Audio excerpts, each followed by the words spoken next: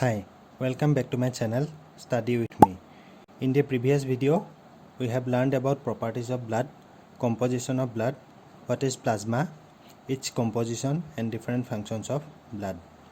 If you have not watched it, you can go and check that video. Link is in the description box.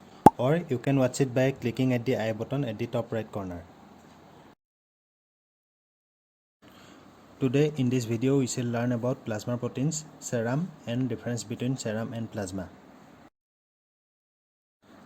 Plasma proteins are the proteins present in plasma. Plasma is the straw-colored liquid part of blood. If we separate the blood cells from the whole blood, the remaining part will be called as plasma.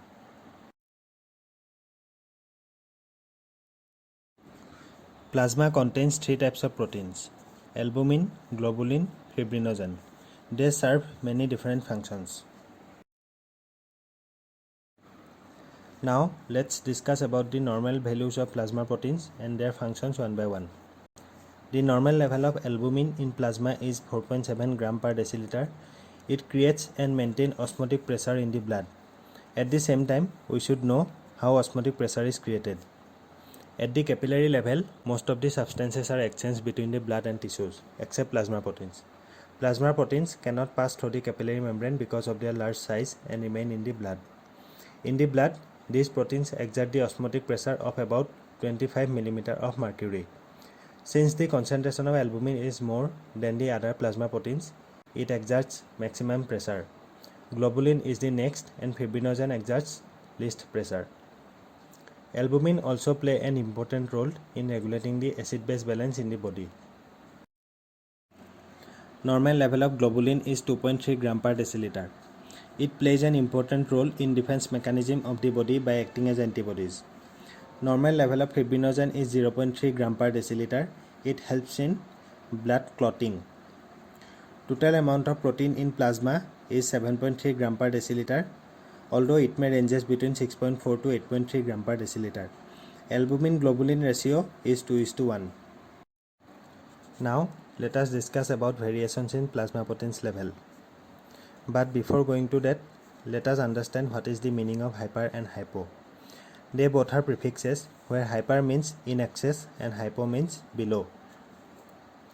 When the level of plasma proteins in the blood increases, it is called as hyperproteinemia, and when the level of plasma proteins in blood decreases, it is called as hypoproteinemia. Here in this table, you can see how levels of plasma proteins vary in different conditions.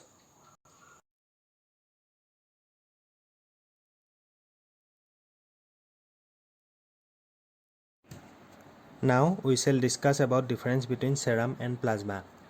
The main difference between plasma and serum is the presence or absence of clotting factors, mainly fibrinogen.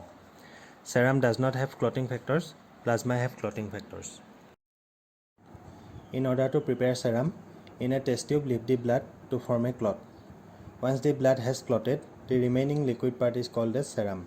That is why serum does not contain clotting factors, because all the clotting factors have been used during the process of clotting.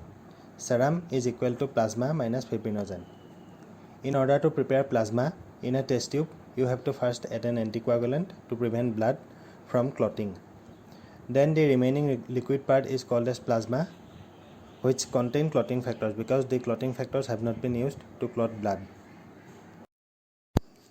In the first test tube, there is no addition of anticoagulant, so the clotting factors start clotting the blood and serum will appear at the top. In the second test tube, anticoagulant is added to prevent the blood from clotting, and plasma will appear at the top. Thank you.